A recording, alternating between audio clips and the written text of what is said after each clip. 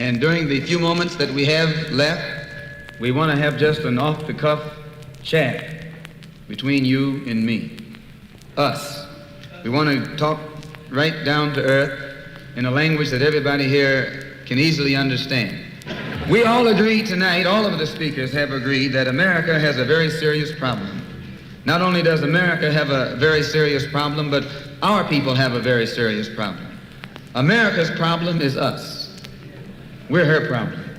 The only reason she has a problem is she doesn't want us here. And every time you look at yourself, be you black, brown, red, or yellow, a so-called Negro, you represent a person who poses such a serious problem for America because you're not wanted. Once you face this as a fact, then you can start plotting a course that will make you appear intelligent instead of unintelligent. What you and I need to do is learn to forget our differences. When we come together, we don't come together as Baptists or Methodists. You don't catch hell because you're a Baptist, and you don't catch hell because you're a Methodist. You don't catch hell because you're a Methodist or a Baptist. You don't catch hell because you're a Democrat or a Republican. You don't catch hell because you're a Mason or an Elk. And you sure don't catch hell because you're an American, because if you was an American, you wouldn't catch no hell. You catch hell because you're a black man. You catch hell, all of us catch hell for the same reason. So we are all black people, so-called Negroes, second-class citizens, ex-slaves. You're nothing but an ex-slave. You don't like to be told that. But what else are you? You are ex-slave. You didn't come here on the Mayflower. You came here in a slave ship, in chains, like a horse or a cow or a chicken.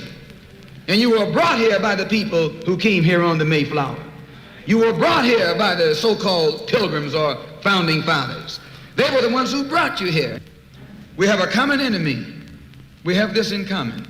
We have a common oppressor, a common exploiter, and a common discriminator.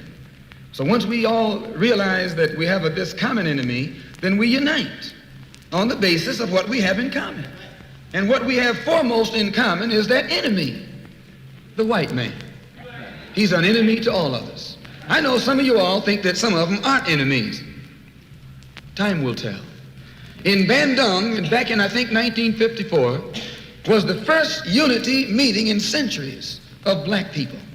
And once you study what happened at the Bandung Conference and the results of the Bandung Conference, it actually serves as a model for the same procedure you and I can use to get our problems solved. At Bandung, all the nations came together.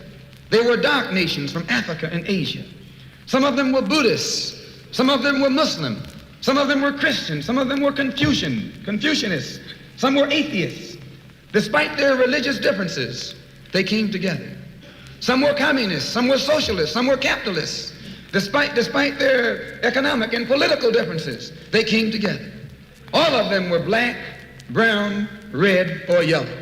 The number one thing that was not allowed to attend the Bandung Conference was the white man. He couldn't come. Once they excluded the white man, they found that they could get together. Once they kept him out, everybody else fell right in and fell in line. This is the thing that you and I have to understand. And these people who came together didn't have nuclear weapons. They didn't have jet planes. They didn't have all of the heavy armaments that the white man has. But they had unity. They were able to submerge their little petty differences and agree on one thing, that though one African came from Kenya and was being colonized by the Englishmen, and another African came from the Congo and was being colonized by the Belgian, and another African came from Guinea and was being colonized by the French, and another came from Angola and was being colonized by the Portuguese.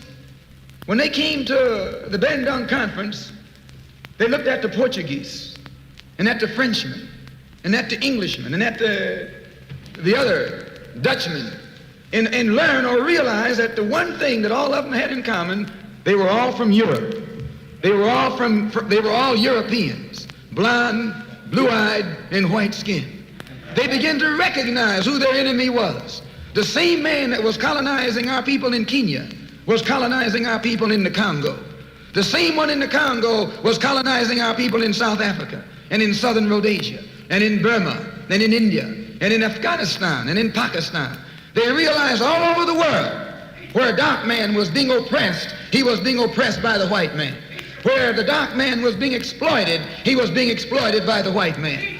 So they got together under this basis that they had a common enemy. And when you and I here in Detroit and in Michigan and in America who have been awakened today, look around us, we too realize here in America, we all have a common enemy. Whether he's in Georgia or Michigan, whether he's in California or New York, he's the same man. Blue eyes and blonde hair and pale skin. Same man.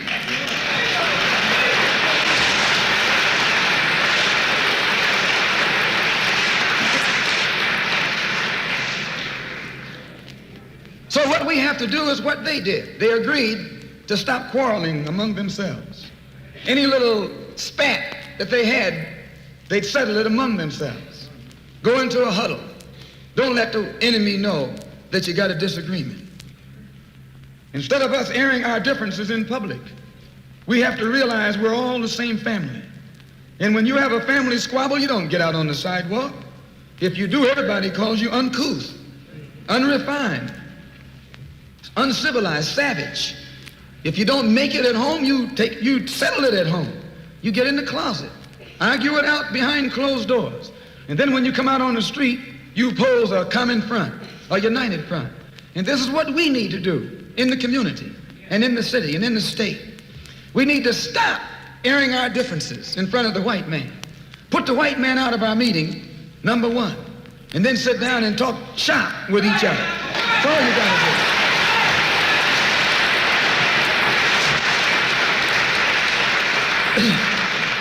I would like to make a few comments concerning the difference between the black revolution and the Negro revolution.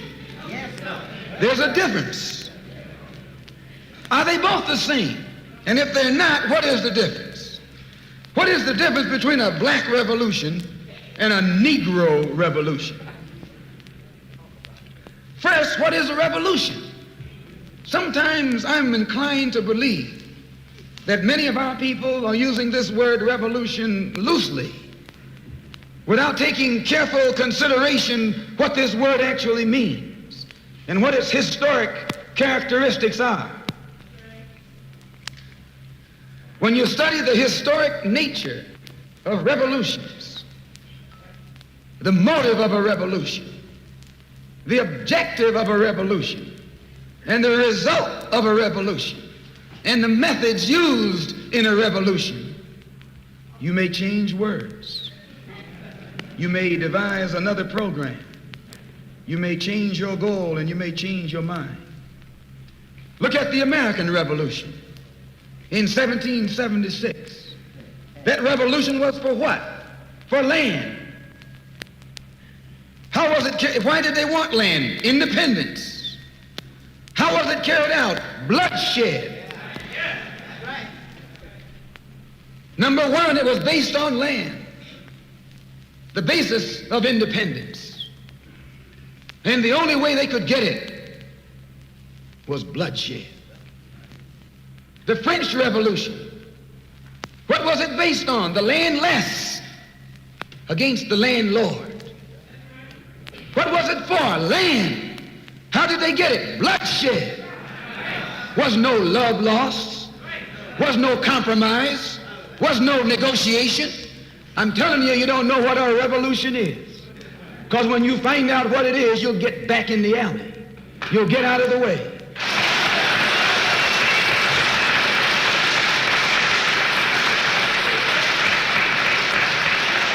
Just a moment. The Russian Revolution. What was it based on? Land. The landless against the landlord. How did they bring it about? Bloodshed. You haven't got a revolution that doesn't involve bloodshed. And you're afraid to bleed. I said you're afraid to bleed. Long as the white man sent you to Korea, you bled. He sent you to Germany, you bled. He sent you to the South Pacific to fight the Japanese, you bled. You bleed for white people. But when it comes time to seeing your own churches being bombed and little black girls murdered, you haven't got no blood.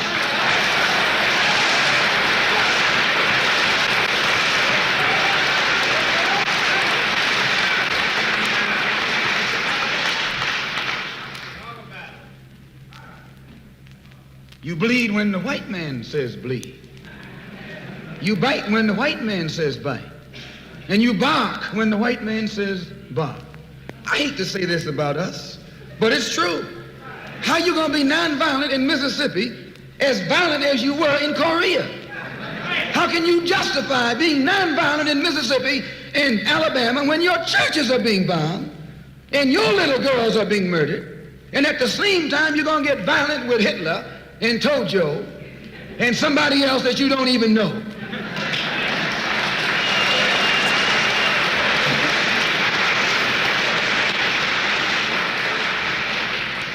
If violence is wrong in America, violence is wrong abroad. If it's wrong to be violent, defending black women and black children and black babies and black men, then it's wrong for America to draft us and make us violent abroad in defense of her.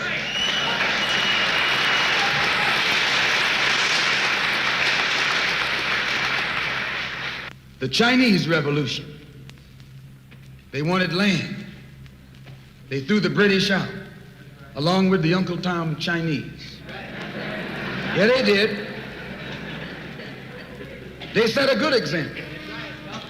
When I was in prison, I read an article, and don't be shocked when I say I was in prison. You're still in prison.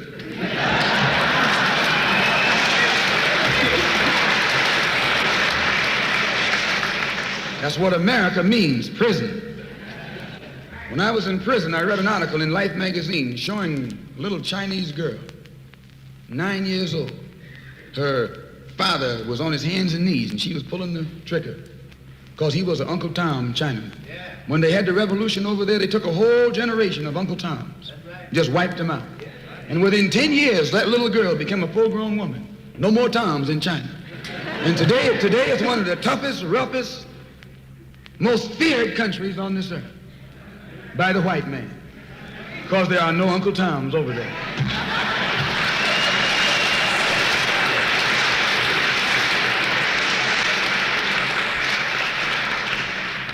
Of all our studies, history is best qualified to reward all research.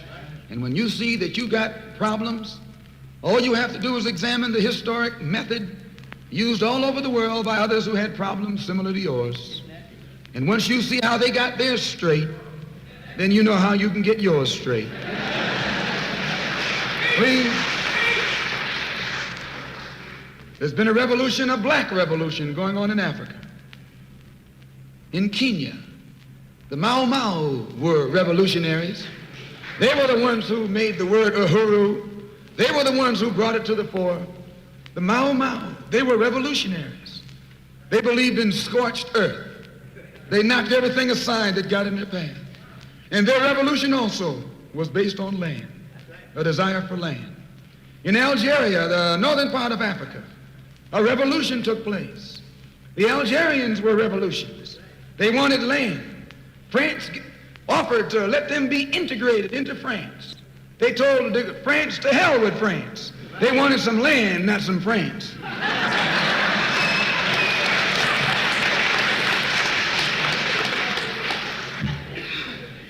And they engaged in a bloody battle. So I cite these various revolutions, brothers and sisters, to show you, you don't have a peaceful revolution. You don't have a turn the other cheek revolution. There's no such thing as a nonviolent revolution. Only kind of revolution that's nonviolent is the Negro revolution.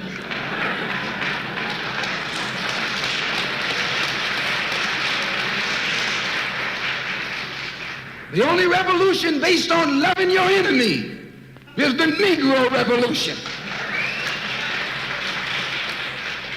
The only revolution in which the goal is a desegregated lunch counter, a desegregated theater, a desegregated park, and a desegregated public toilet. You can sit down next to white folks on the toilet.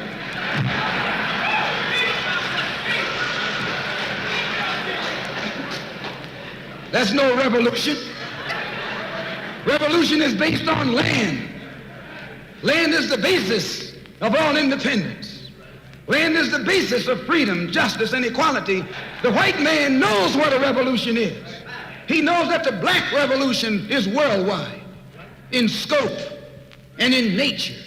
The black revolution is sweeping Asia, sweeping Africa. It's rearing its head in Latin America. The Cuban Revolution, that's a revolution. They overturned the system.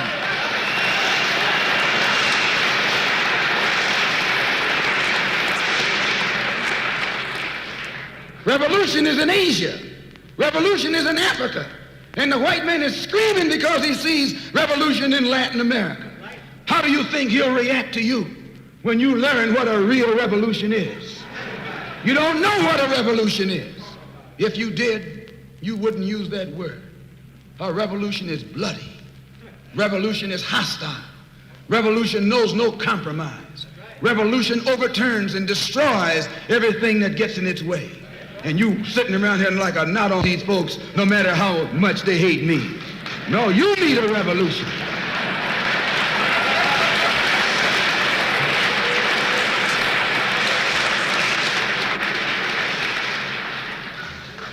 Who ever heard of a revolution where they lock arms, as Reverend Klieg was pointing out beautifully, singing, "We shall overcome"?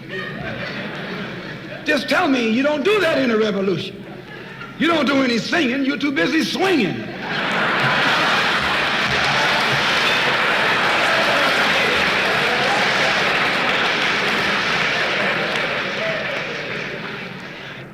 It's based on land. A revolutionary wants land so he can set up his own nation, an independent nation. These Negroes aren't asking for no nation. They're trying to crawl back on the plantation.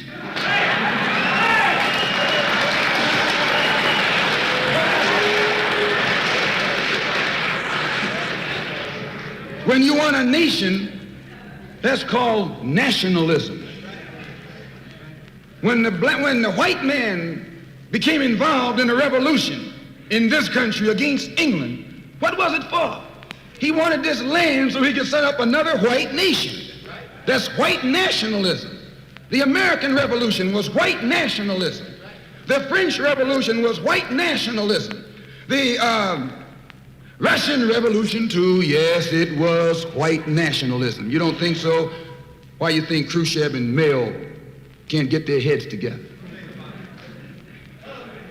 White nationalism. All the revolutions that's going on in Asia and Africa today are based on what? Black nationalism. A revolutionary is a black nationalist. He wants a nation. I was reading some beautiful words by Reverend Klieg pointing out why he couldn't get together with someone else here in the city.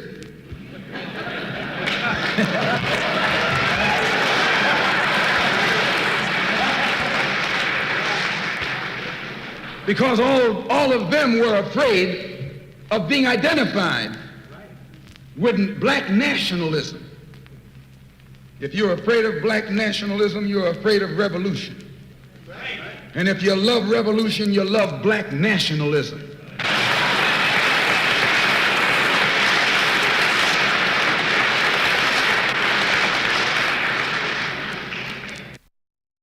To understand this, you have to go back to what young brother here referred to as the house Negro and the field Negro. Back during slavery, there was two kinds of slaves. There was the house Negro and the field Negro. The house Negro, they lived in the house with master. They dressed pretty good. They ate good because they ate his food, what he left. They lived in the attic or the basement, but still they lived near their master. And they loved their master more than the master loved himself. They would give their life to save their master's house quicker than the master would. The house Negro, if the master said, we got a good house here, the house Negro said, yeah, we got a good house here. Whenever the master said we, he said we. That's how you can tell a house Negro. If the master's house caught on fire, the house Negro would fight harder to put the blaze out than the master would. If the master got sick, the house Negro would say, what's the matter, boss? We sick. We sick.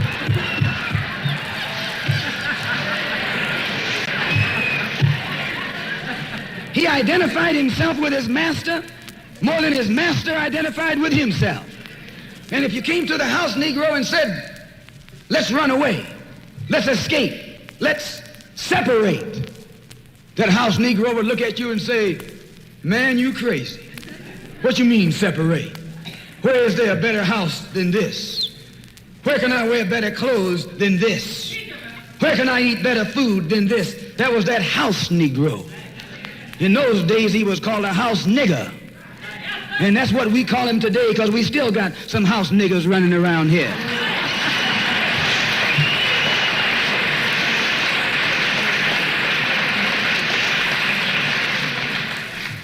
This modern house Negro loves his master. He wants to live near him. He'll pay 3 times as much as the house is worth just to live near his master. And then brag about, I'm the only Negro out here.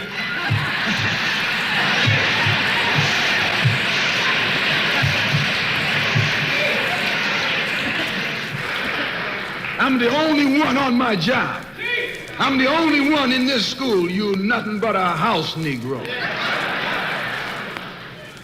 And if someone come to you right now and say, let's separate, you say the same thing that the house Negro said on the plantation. What you mean separate? From America? This good white man? Where you gonna get a better job than you get here? I mean, this is what you say. I ain't left nothing in Africa. That's what you say. Why, you left your mind in Africa.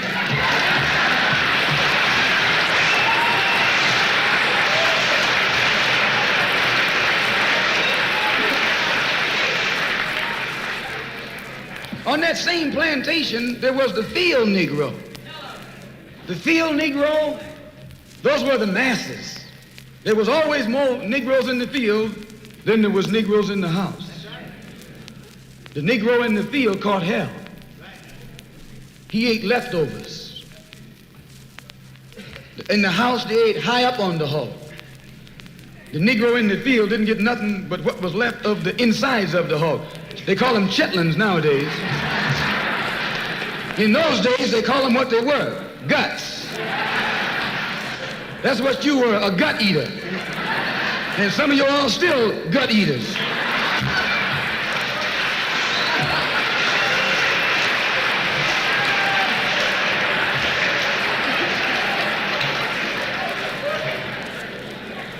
The field Negro was beaten from morning till night. He lived in a shack, in a hut. He wore cast-off clothes. And he hated his master.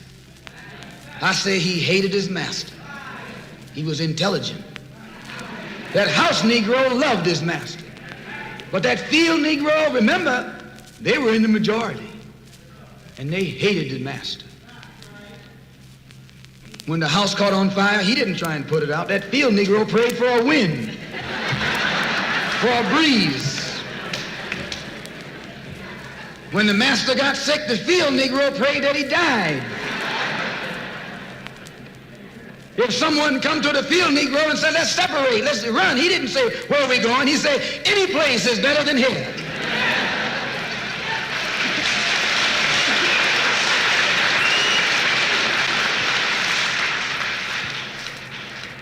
You got field Negroes in America today. I'm a field Negro. The masses are the field Negroes. When they see this man's house on fire, you don't hear these little Negroes talking about our government is in trouble. They say the government is in trouble.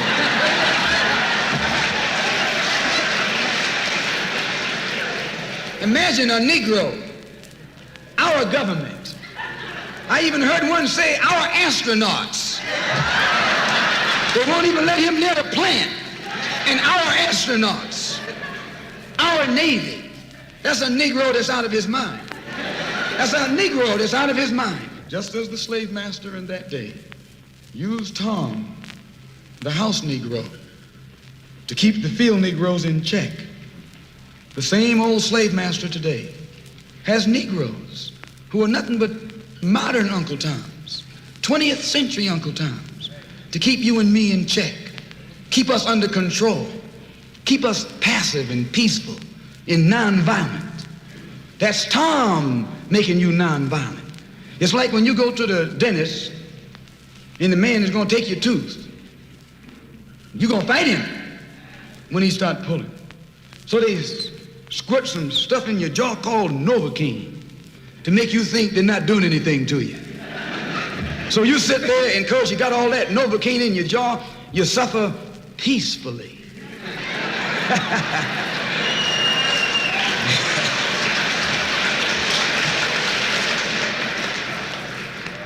Blood running all down your jaw. And you don't know what's happening because someone has taught you to suffer peacefully. The white man do the same thing to you in the street. When he want to put knots on your head and take advantage of you and don't have to be afraid of you fighting back, to keep you from fighting back, he get these old religious Uncle Toms to teach you and me. They're just like Novocaine, suffer peacefully. Don't stop suffering, just suffer peacefully. As Reverend Cleave pointed out, let your blood flow in the streets. This is a shame. And you know he's a Christian preacher. If it's a shame to him, you know what it is to me.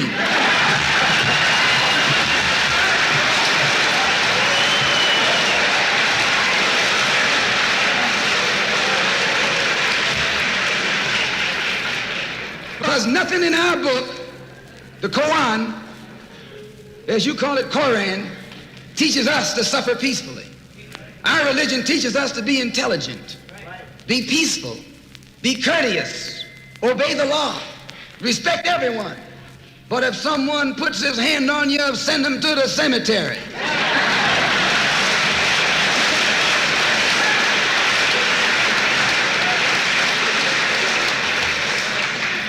That's a good religion. In fact, that's that old-time religion.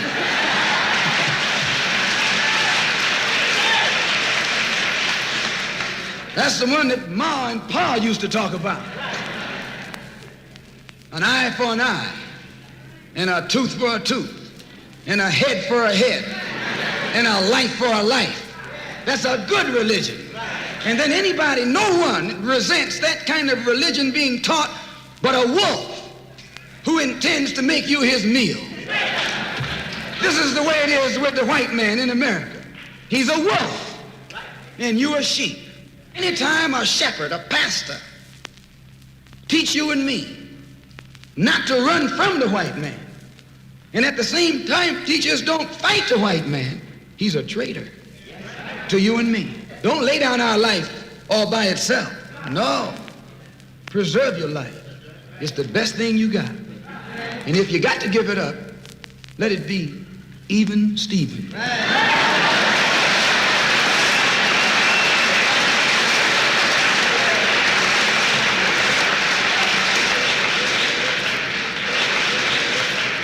The slave master took Tom and dressed him well and fed him well and even gave him a little education. Gave him a long coat and a top hat and made all the other slaves look up to him. Then he used Tom to control them. The same strategy that was used in those days is used today by the same white man. He take a Negro, so-called Negro, and make him prominent, build him up, publicize him, make him a celebrity, and then he becomes a spokesman for Negro and a Negro leader.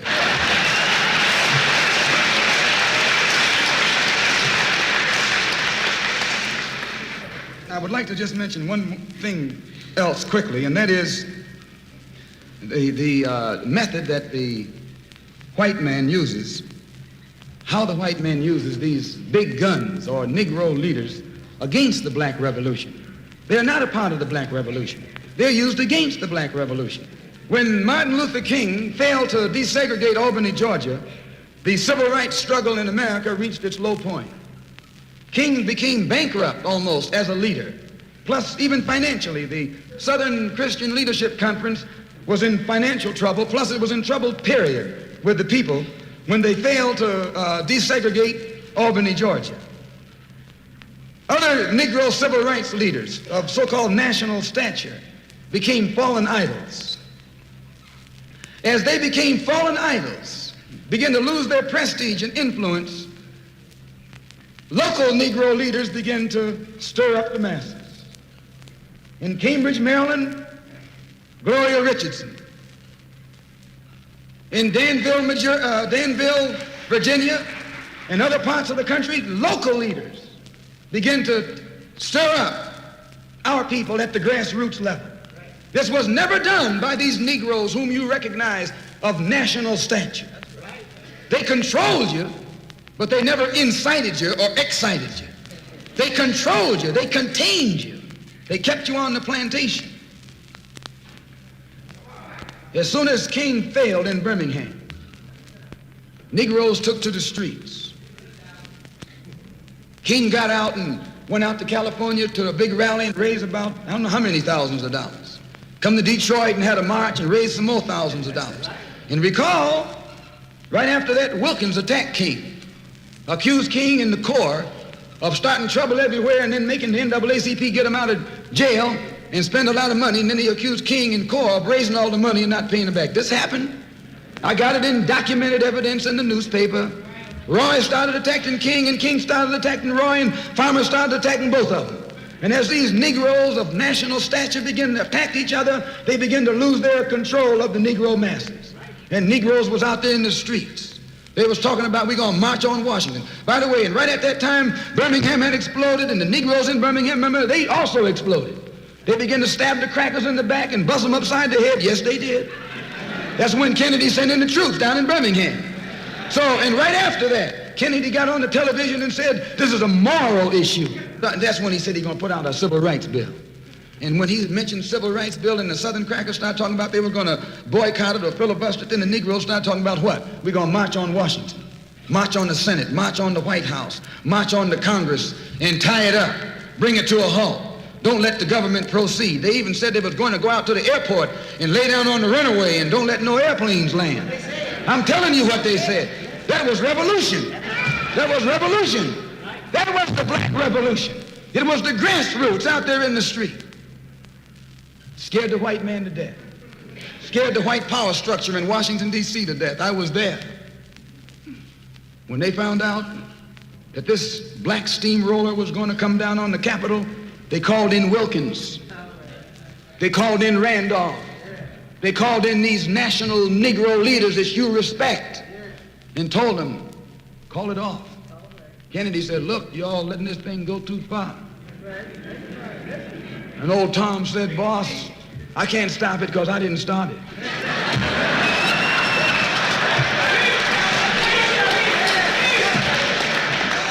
I'm telling you what they said.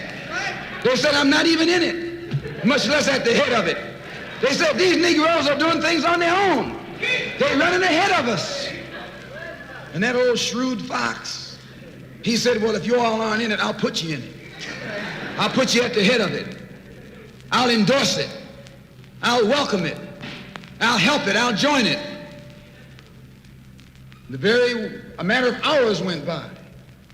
They had a meeting at the Carlisle Hotel in New York City. The Carlisle Hotel is owned by the Kennedy family. That's the hotel Kennedy spent the night at 2 nights ago. Belongs to his family. A philanthropic society headed by a white man named Stephen Currier called all the top civil rights leaders together at the Carlisle Hotel and told them that by you all fighting each other, you're destroying the civil rights movement. And since you're fighting over money from white liberals, let us set up what's known as the Council for United Civil Rights Leadership. Let's form this council, and all the civil rights organizations will belong to it. And we'll use it for fundraising purposes. Let me show you how tricky the white man is. And as soon as they got it formed, they elected Whitney Young as the chairman.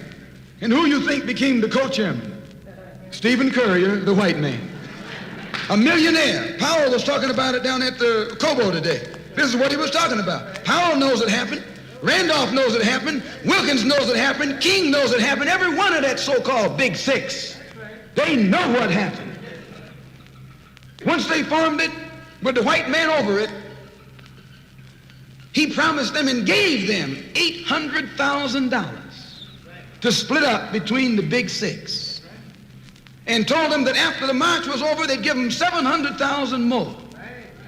$1.5 million split up between leaders that you've been following, going to jail for, crying crocodile tears for, and they've nothing but Frank James and Jesse James and brothers.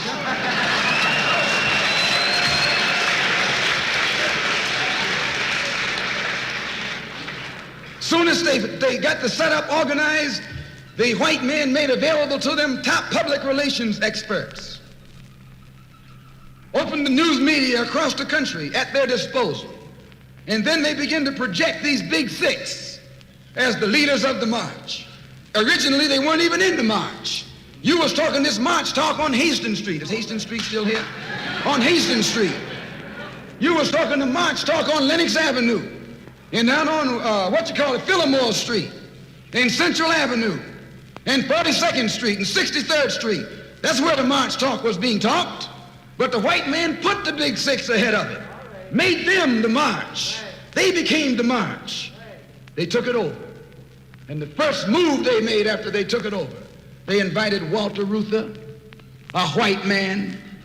They invited a priest, a rabbi, and an old white preacher.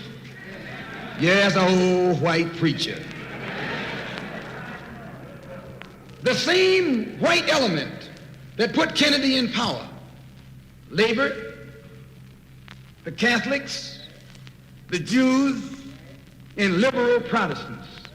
Same clique that put Kennedy in power joined the March on Washington. It's just like when you got some coffee that's too black, which means it's too strong. What you do, you integrate it with cream.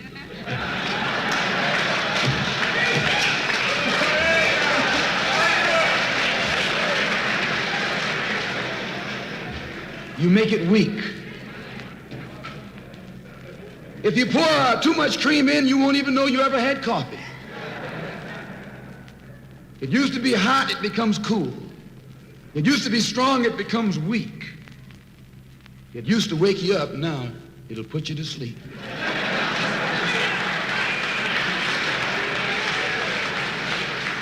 This is what they did with the March on Washington. They joined it. They didn't integrate it, they infiltrated it. They joined it, became a part of it, took it over. And as they took it over, it lost its militancy. They ceased to be angry. They ceased to be hot.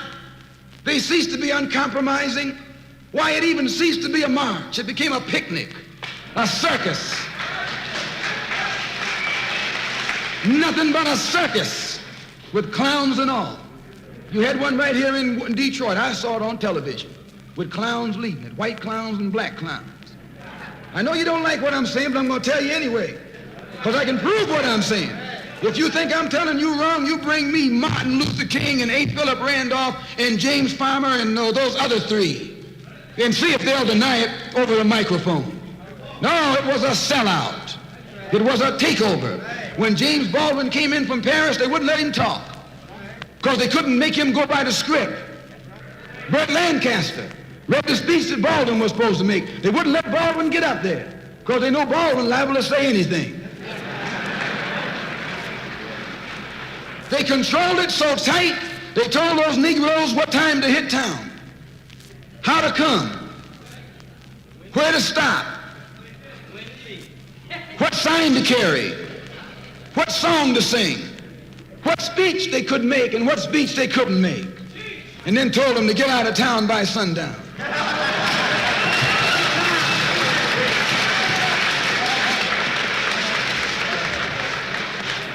And every one of those Toms were out of town by sundown. Now, I know you don't like my saying this, but I can back it up. It was a circus, a performance. It beat anything Hollywood could ever do. The performance of the year. Ruther and those other three devils should get a Academy Award for the best actors because they acted like they really loved Negroes and fooled a whole lot of Negroes. And the 6 Negro leaders should get an award too for the best supporting cast.